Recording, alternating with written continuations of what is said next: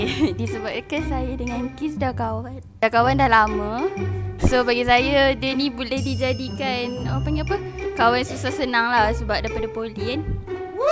Dia ada dengan saya. So kalau kat sini pun setiap masa saya dengan dia macam tu. Kiss ni tak rapat kan, tak tahu lah perangai macam mana. Sama je Intan. Okey. Baik lah. Oh ni dia lagi lah, mood dia tak betul. Tiba marah orang. Aku tak buat apa minta lalu, dia marah. Lagi satu, tak saya tanya video aku dah banyak. Tanyalah yang lain. Okey dia. Aku pun sama. Berkawan lah. Tak nak cakap banyak, takut kena tembak. Balkis ni dia awal-awal dia nampak baik. Lepas kau dah kenal dia macam ni, dia suka cek gaduh. Itu lah. Balkis ni macam mana nak cakap. Bagi aku dia ni macam slow ke dia ni. Dia slow ke? Tak tahu.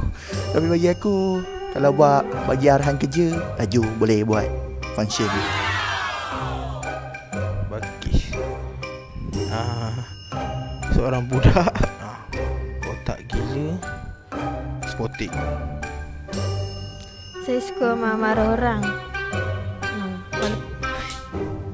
Mungkin ada yang tak pernah tengok, tapi saya memang suka marah orang. Itulah apa yang sebenar.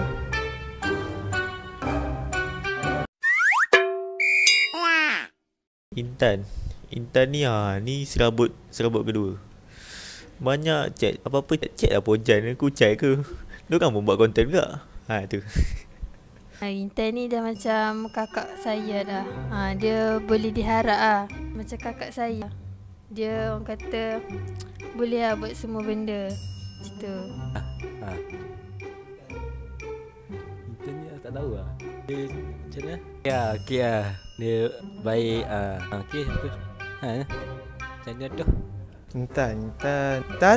Intan okey. Macam kawan biasa. Okey.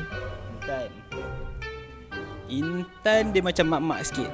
Sebab kalau kau buat apa-apa, dia akan tegur kau, dia suruh kau betulkan. Dan dia banyak melawan. Apa yang aku suruh, alhamdulillah dia buat juga. Kerja tu stay jalan.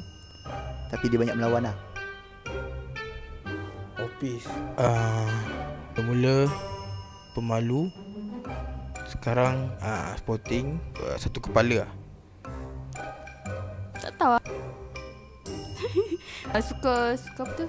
Suka marah ada sebab. Lepas tu suka cakap banyak.